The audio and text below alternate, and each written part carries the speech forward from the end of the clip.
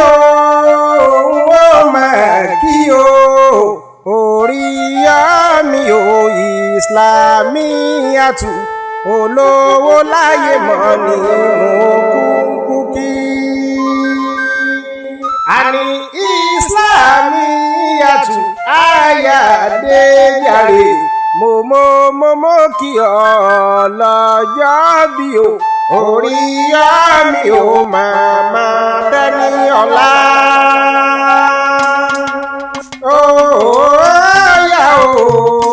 Òdìlé àbá ọmọ Ojúgbé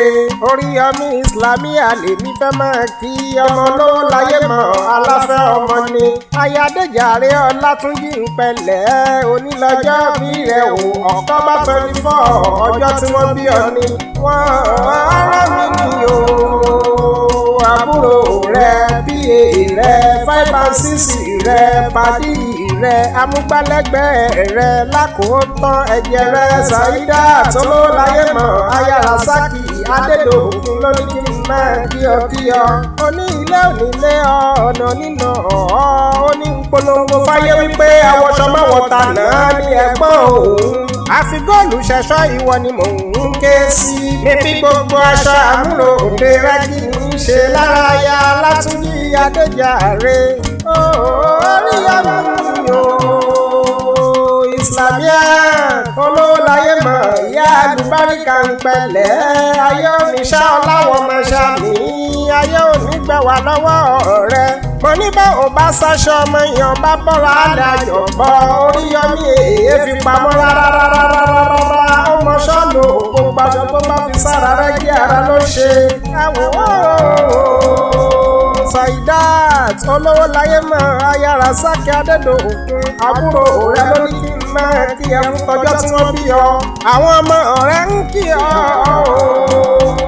alùbáríkà 1 alùbáríkà 2 alùbáríkà 3 bẹ́ẹ̀ náà ni bébí ọ̀dì àwòsì alùbáríkà 4 náà ń kí yeye tó bí wọn lọ́mọ mistura tẹ́niọ̀lá ń kọ́ ó ti débi ó ní kí n máa kí ìyá òun alùbáríkà 2 tí ṣe fẹ́ tí àti débi Faridatun pẹ̀lẹ́ wọ́n kí Oriyomi Islamiat Olowolayemo ìyá alùbáríkà mà ní pẹ̀lẹ́ o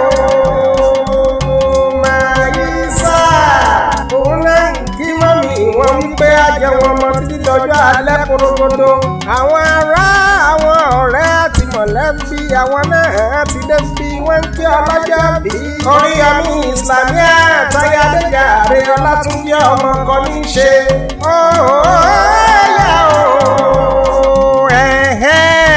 Saidat Olowolayemo ayárasaki adédọ̀kun àbúrò rẹ̀ ti ní gbé ọdẹ́bẹ̀ ẹ̀tàn yẹnyẹnyẹ ó yá nílé àwọn bàbá tó bí ọlọ́mọ Ìjẹ̀bú ayé gbẹ̀mí mò ń lọ ọmọọba obìnrin oníkòsókùn pẹ̀lẹ́ ọmọọba aládéédé ọmọ lọ́wọ́ joyè méjì wọ́n tún fi ẹ̀kẹta lọ ọmọọba ọmọ Ojúgbé ọmọ onígbódágbó méjì wọn ni mò ń kí lọ́wọ́lọ́wọ́ ọmọọba lóerin ọmọọba lọ́rọ́pọ̀ òde mọ́lẹ̀ ọmọ nígbọ̀kan àjòjì ò gbọ́dọ̀ wọ̀ àjòjì tó bá wọ̀ bẹ́ẹ̀ á tẹ́ àní àjòjì tó bá wọ̀ bẹ́ẹ̀ yóò bá wọn rárùn pàdé mo sọ ọmọ àbá ọmọ Ojúgbé kírun má sọmọ mi o ọmọ Ojúgbé kì í rájò kó má bọ̀ ọmọ Ojúgbé káàbọ̀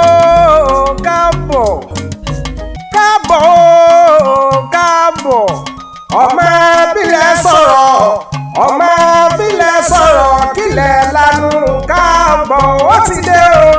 káàbọ̀ Oriyomi Islamiat ìwà ni mò ń kúkú ké sí Abẹ́òkúta sálílé ọkọ rẹ̀ ẹ̀ẹ́dàgé o ibẹ̀ lọ́làjú ti bẹ̀rẹ̀ mo ní àwọn ọmọ Ẹ̀gbá wọ́n máa yé jẹ́ o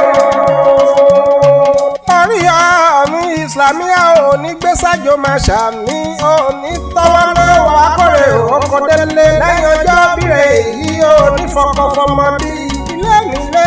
ọ̀nà nínà àní bíi rẹ̀ àbúrò rẹ̀ amúgbálẹ́gbẹ̀ẹ́ rẹ̀ ẹ̀jẹ̀ rẹ̀ Saidat Olowolayemo ayárasaki adédọ̀kun ló rán mi níṣẹ́ lónìí náà fún rere wípé gbogbo October 24 lọ́dọọdún lọ́jọ́ bí ìyá àlùbáríkà àwọ̀ṣọ mẹ́wọ̀n talẹ̀ Oriyomi Islamiat Ayadéjàre Ọlátúnjí o. Bí wọ́n bá bí wípé ta ló kọrin sí ní létí ẹ bá mi máa sọ fún wa wípé Ìdòwú iye ni Ìjẹ̀bú ọmọ sáyìlè ní gbogbo ti wá ọmọ Ìwòpin àjídàgbọ́n rẹ̀ ni o. Ìdòwú ọmọ ògùn bá